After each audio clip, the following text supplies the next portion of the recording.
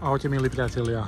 Takže ubehli 2 týždne a ja som za tie 2 týždne plné workshopov a webinárov v slnečnom Egypte načerpal množstvo informácií a rád by som sa s vami o ne podelil.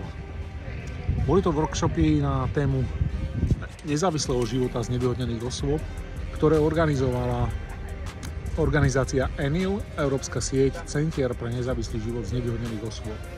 Každopádne sme tam preberali základné piliere nezávislého života pre znevýhodnené osoby. To znamená, čo to vlastne je a o tom si povieme viac. Ja verím, že práve v centre, ktoré vznikne na Slovensku, že práve takéto centrum bude zvyšovať jednak povedomie a hlavne aj kvalitu života pre znevýhodnené osoby. A rovnosť príležitostí, či už je to v oblasti pracovného trhu, či už je to v oblasti športu a rôznych iných tém.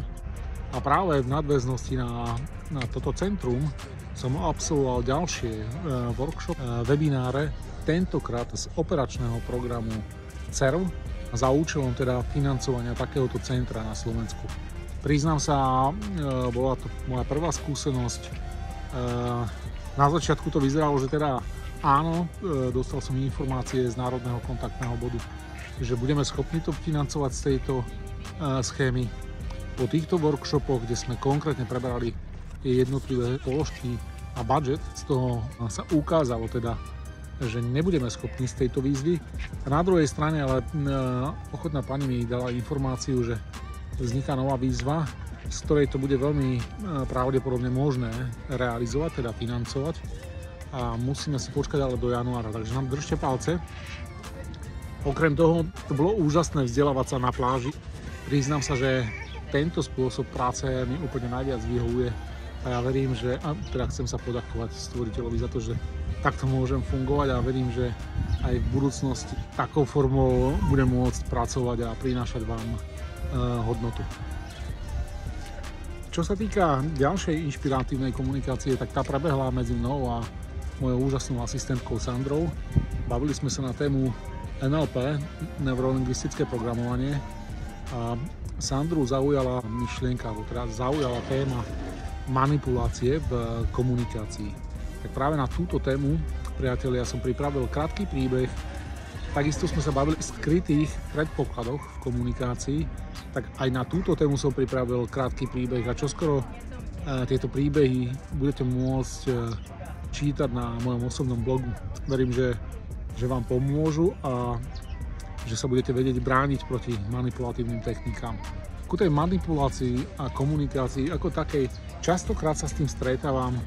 Mnoho ľudí rozpráva o manipulátoroch a tak ďalej. Priatelia, z tej klasickej poučky o komunikácii vyplýva v podstate, že my nedokážeme nekomunikovať.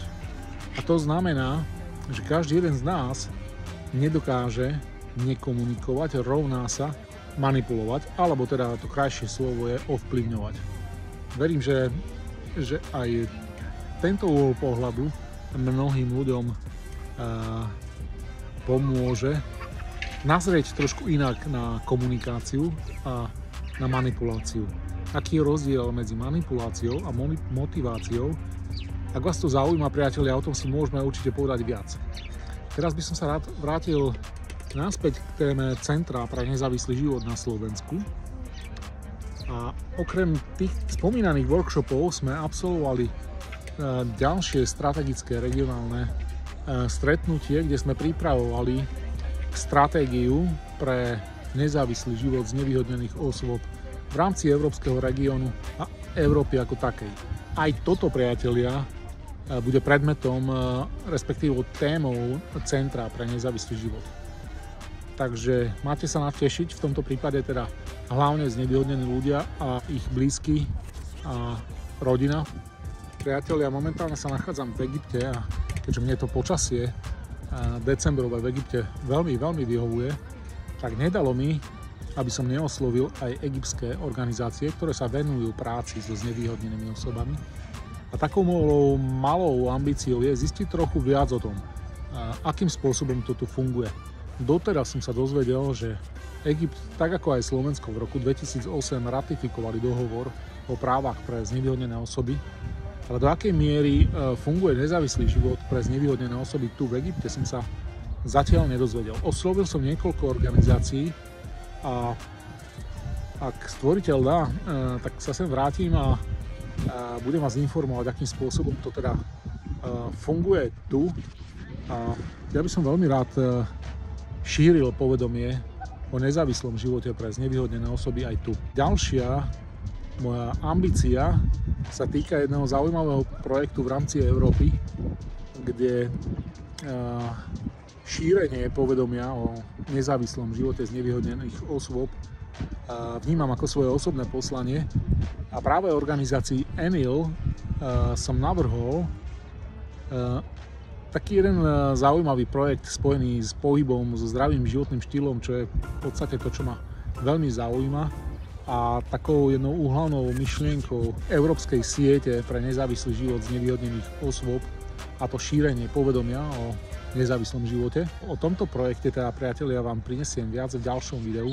Každopádne musím počkať na odpoveď z Bruselu, čo mi povedia, že či budeme schopní nájsť na to zdroje.